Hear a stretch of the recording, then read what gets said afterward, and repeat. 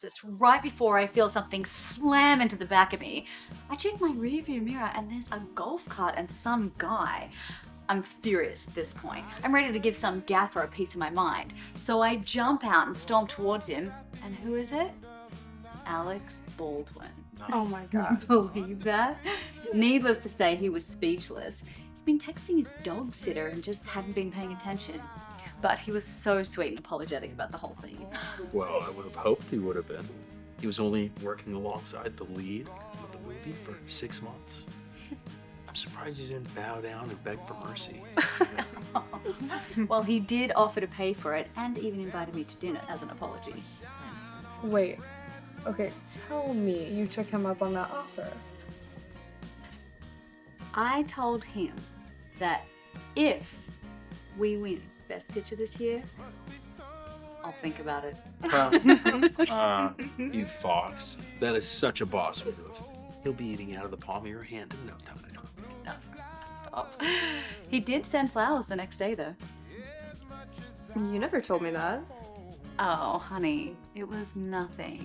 Just a... Angela's story begins in a place that many women, queer and otherwise, will recognize immediately: the strange vertigo of having achieved exactly what you once wanted and finding that achievement doesn't answer the question you actually needed answered. Because she has the Hollywood career, the famous wife, the glamorous party full of industry elites, all the external markers of a life that looks, from the outside, like unambiguous success, and yet the party's idle conversation about what she might have done had she never boarded that plane out of the Midwest lodges itself in her mind not as a throwaway hypothetical, but as a genuine crack in the foundation she's been standing on, revealing that some part of her has never fully resolved whether the life she chose was actually the life she wanted, or simply the life that was available and glittering enough to seem like the obvious choice at the time.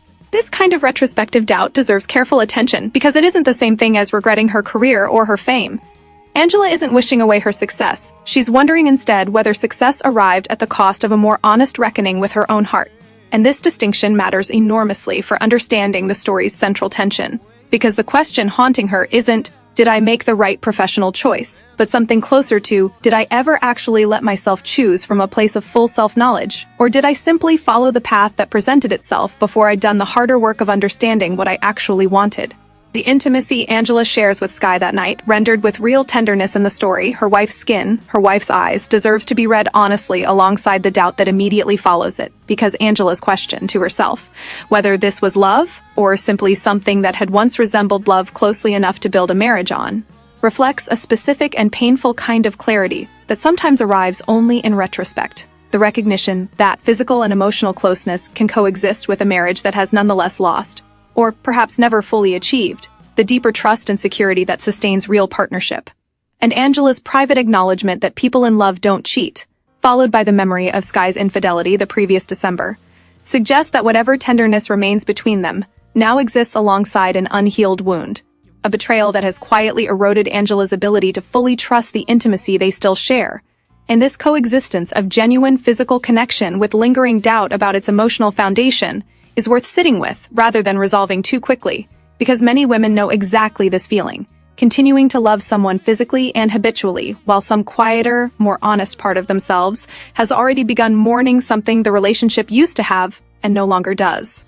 Angela's memory of the man she once loved, and her regret at never having found the courage to tell him so, adds a crucial layer of complexity to her current crisis, because it suggests that her capacity for withholding her own truth, for choosing silence over vulnerability when the stakes felt too high, is not a new pattern introduced by fame or marriage, but something that has followed her since long before Hollywood entered the picture.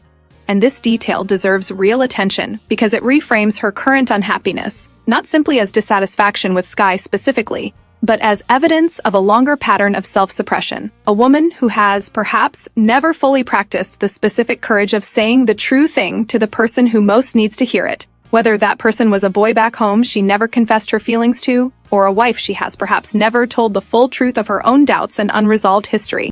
It's worth pausing on the ambiguity embedded in Angela's memory of this man, because the story leaves genuinely open whether her lingering feelings about him reflect authentic heterosexual attraction she once suppressed differently than her queerness, or whether her inability to confess her feelings to him mirrors, in an earlier register, the same difficulty she has apparently always had articulating her deepest truths to anyone.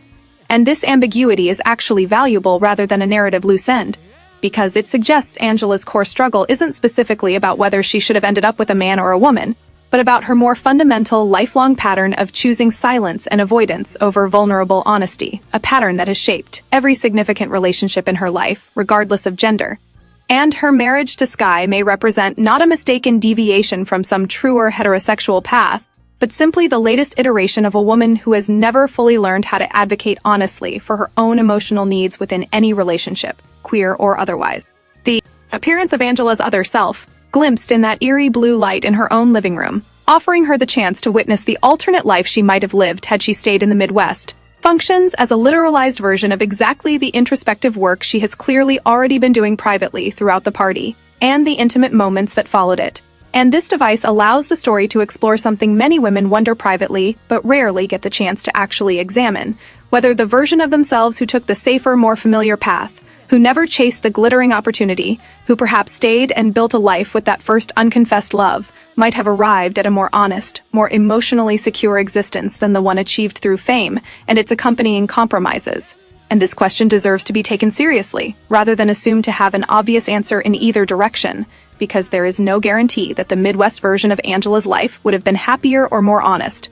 Staying with unspoken feelings for a man she never had the courage to confess to might have simply relocated the same pattern of silence into a different geography, meaning the real value of this vision lies not in discovering which path was objectively better, but in giving Angela the rare gift of finally seeing her own patterns clearly enough to recognize what actually needs to change, regardless of which life she ultimately chooses to continue living.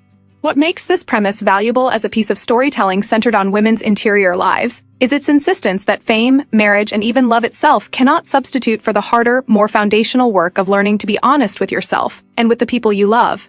And Angela's crisis, whatever she ultimately decides to do with the vision standing before her, reflects something genuinely resonant for many women navigating long-term relationships, queer or otherwise, the unsettling recognition that you can be objectively successful, conventionally partnered, and still be quietly haunted by a version of yourself who never learned to speak her truest feelings out loud. And if this vision ultimately pushes Angela toward finally having the honest conversation with Skye that their marriage actually needs, whether that conversation ends in reconciliation built on genuine renewed trust, or in an honest parting that finally breaks her lifelong pattern of silent endurance, the real transformation the story offers isn't a choice between two different men, or two different cities, but Angela's hard-won willingness, perhaps for the first time in her adult life, to finally stop avoiding the vulnerable truths she has spent years learning to talk around.